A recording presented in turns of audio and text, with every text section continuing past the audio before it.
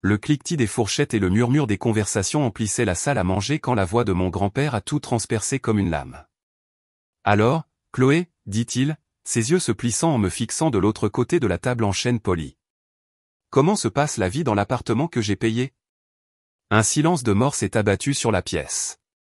Ma fourchette s'est figée à mi-chemin de ma bouche. Une bouffée de chaleur m'est montée au cou. « Quel appartement » ai-je bégayé, clignant des yeux vers lui, incrédule, tandis qu'il fronçait les sourcils.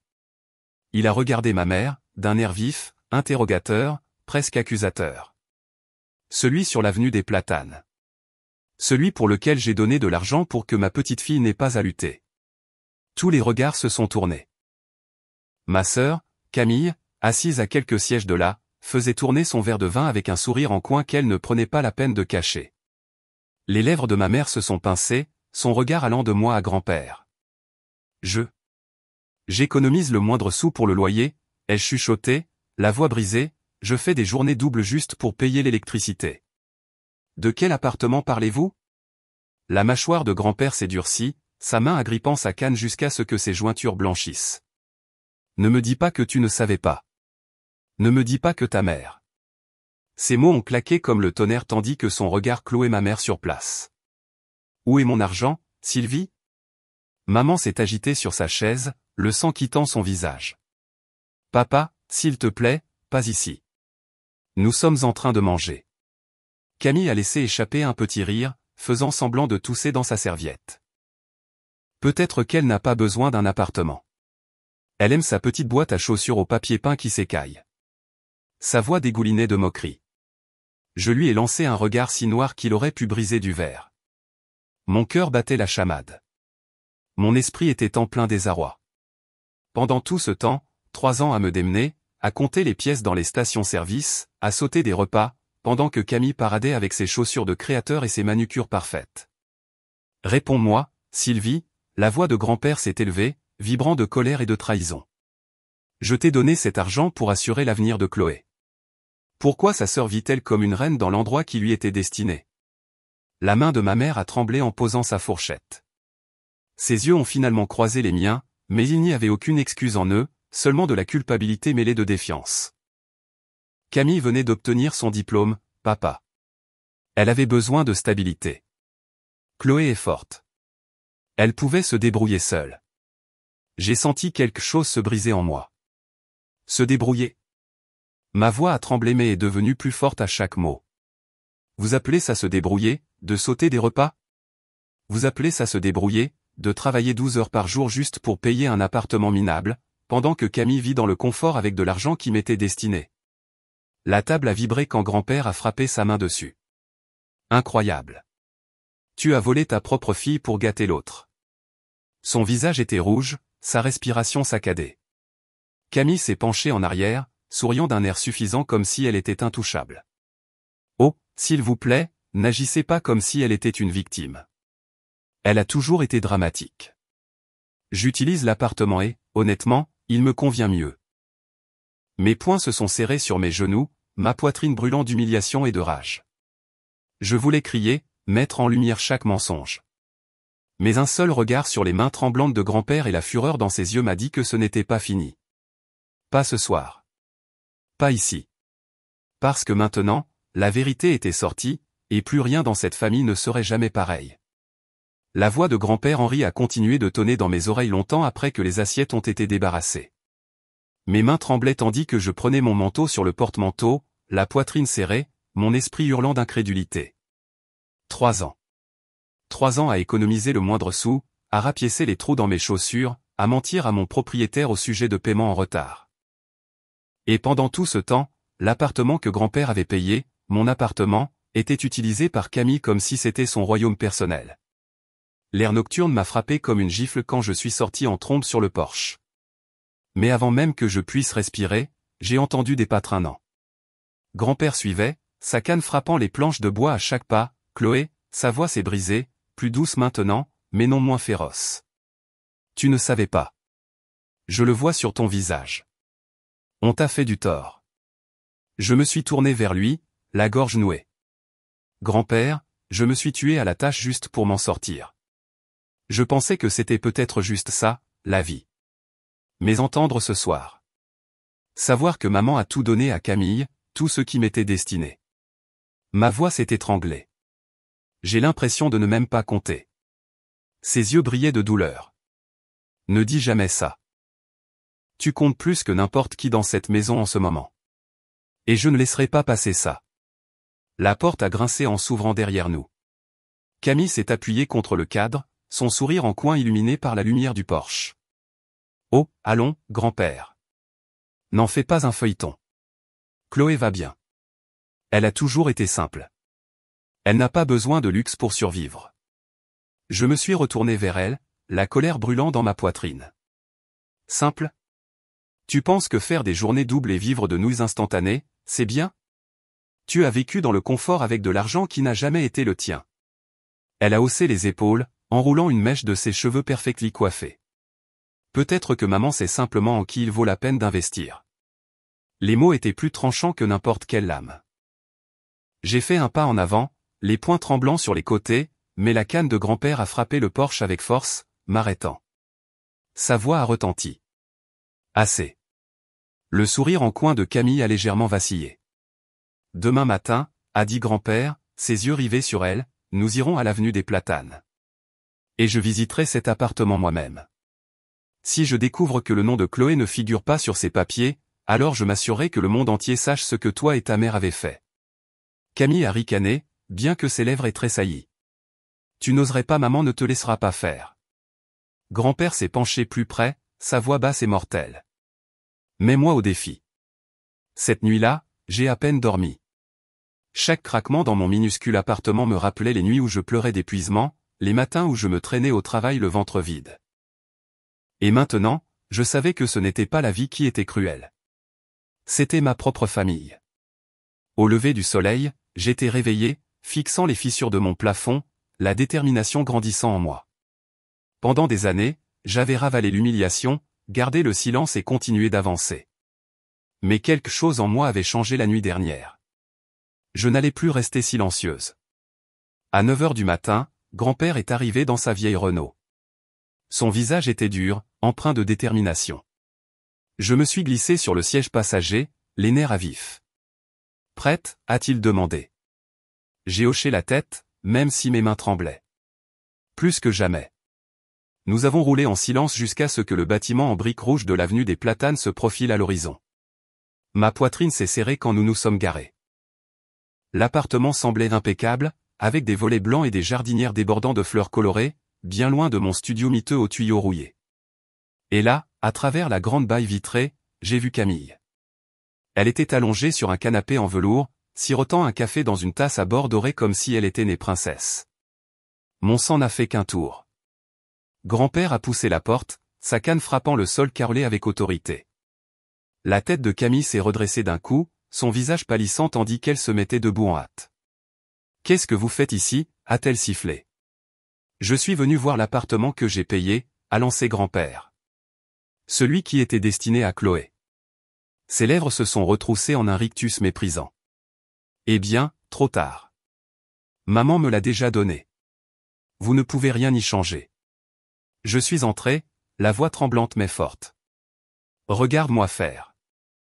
La pièce sentait les bougies à la lavande, l'air était lourd de chaleur. Chaque centimètre carré criait le luxe, le tapis, le lustre, les œuvres d'art soigneusement disposées. Ma gorge brûlait de colère face au contraste avec les murs tachés de moisissures dans lesquels je vivais. Ça aurait dû être à moi, ai-je chuchoté, la voix brisée. Toutes ces nuits où j'ai pleuré. Toutes les fois où j'ai pensé que je ne valais rien. C'était à cause de vous. Camille a levé les yeux au ciel. Ne sois pas si dramatique, Chloé. Tu vas bien. Regarde-toi. Tu as survécu. La canne de grand-père a frappé le sol si fort que le lustre a tremblé. Sa voix a tonné, vous lui avez volé sa dignité, sa sécurité, son avenir. Et je ne laisserai pas cela se terminer par des excuses suffisantes. Camille a tressailli, son sourire en coin s'effondrant enfin. J'ai redressé les épaules, le pouls accéléré. Ça se termine aujourd'hui. J'en ai fini d'être l'oublié. Le silence qui a suivi était plus lourd que la pierre. Camille a ouvert la bouche, mais aucun mot n'est sorti. Pour la première fois, elle semblait incertaine, acculée, et j'ai su alors que ce n'était que le début. Le claquement de la porte de l'appartement a résonné dans le couloir avant même que je ne me retourne. Maman, Sylvie, se tenait là, le visage pâle, le souffle court, serrant son sac à main comme un bouclier. « Qu'est-ce qui se passe ici » a-t-elle demandé, la voix tremblante d'une autorité forcée. Grand-père Henri n'a pas hésité. « Tu sais exactement ce qui se passe. Je t'ai donné de l'argent pour Chloé, pour sa sécurité, son avenir. Et tu as laissé Camille, il a pointé sa canne vers ma sœur, squatter ici comme une reine pleine de droits pendant que Chloé se débrouillait dans la misère. » Les lèvres de maman se sont pincées, ses yeux allant de moi à Camille. « Papa, s'il te plaît, calme-toi. Tu réagis de manière excessive. » De manière excessive ? Ma voix s'est brisée en s'élevant. J'ai fait un pas en avant, le cœur battant à tout rompre. Je me suis tué au travail pour garder un toit au-dessus de ma tête. Maman, as-tu la moindre idée de ce que ça faisait ? De penser que je n'étais pas assez bien, pendant que Camille vivait ici, dans ce palais, sirotant des cafés au lait comme si sa vie était parfaite ? Camille a croisé les bras en marmonnant, ce n'est pas si grave. Pas si grave, ai-je lancé. J'ai mangé de la soupe en conserve pour dîner 3 soirs de suite pendant que tu te vantais de tes brunchs et de tes virées shopping. Chaque instant où je pensais que j'échouais, c'était à cause de vous deux.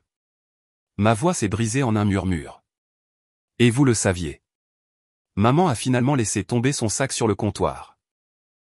Ses épaules se sont affaissées comme si le poids de la vérité l'écrasait d'un seul coup. J'ai fait un choix, dit-elle doucement. Camille venait d'obtenir son diplôme. Elle avait besoin de stabilité. Toi. Tu as toujours été forte, Chloé. Tu pouvais supporter les difficultés. Elle ne le pouvait pas, les mots m'ont frappé comme de l'eau glacée. Alors, vous m'avez puni d'être forte ? Les larmes me piquaient les yeux, mais j'ai refusé de les laisser couler. Réalisez-vous ce que vous m'avez pris ? La chance de respirer, de me sentir en sécurité, de vivre sans la peur qu'un seul chèque de paie manqué me ruine. Vous m'avez laissé croire que j'étais indigne tout en lui offrant mon avenir. Grand-père a frappé sa canne au sol, sa voix tonnante. Sylvie, tu n'as pas à décider qu'un enfant mérite le confort pendant que l'autre souffre. Ce n'est pas de l'éducation. C'est de la trahison. La mâchoire de maman a tremblé. Elle a jeté un coup d'œil à Camille, dont le visage avait pâli.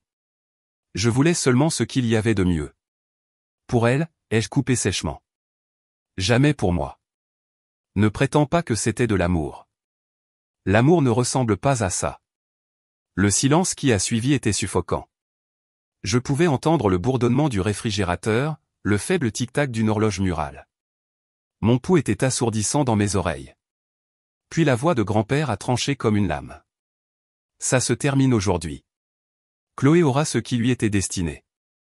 Et si l'une de vous deux ose argumenter, je m'assurerai que tout le monde sache ce que vous avez fait. Chaque parent, chaque ami. Vous serez exposés. Maman a eu un hoquet, s'agrippant au comptoir.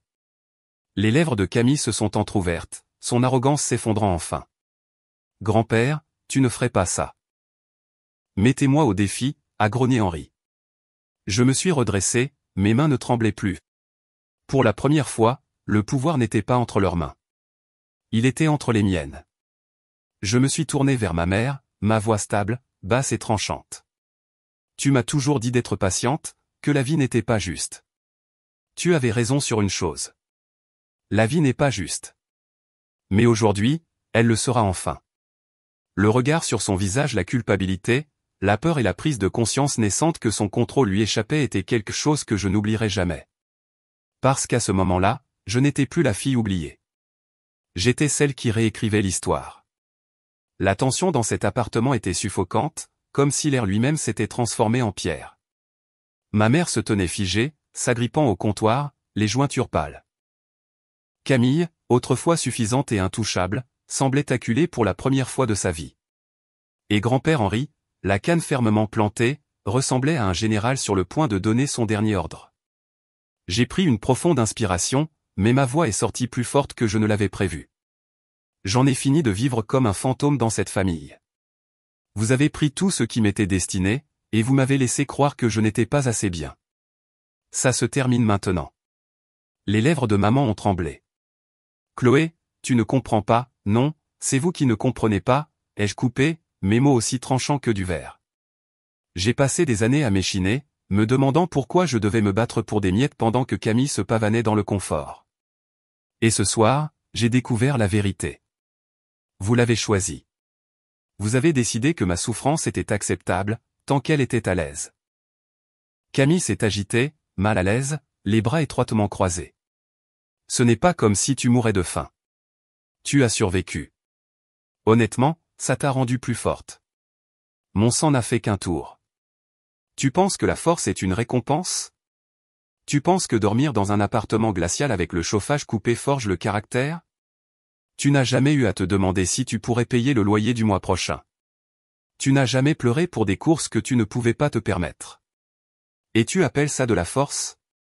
La canne de grand-père a claqué contre le carrelage, le son brisant le silence. Assez. C'est fini, Chloé. Cet appartement t'appartient. Tu emménageras dès que possible. La tête de maman s'est redressée d'un coup, la panique brillant dans ses yeux.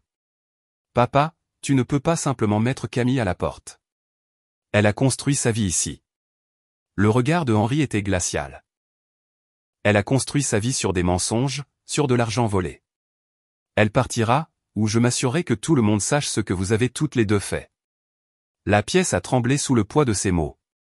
Le visage de Camille s'est tordu d'incrédulité. Tu ne peux pas faire ça. Je le ferai, a lancé grand-père. Le silence qui a suivi a semblé interminable. Pour une fois, Camille n'avait pas de répartie. Elle s'est affalée sur le canapé, sa posture parfaite disparue, ses ongles s'enfonçant dans ses paumes. J'ai fait un pas en avant, la voix tremblante mais ferme. Je ne veux pas qu'elle soit jetée à la rue, grand-père. Je ne suis pas comme eux. Mais je ne resterai plus silencieuse. Cet appartement est à moi, et elle part. Point final. La voix de maman s'est brisée.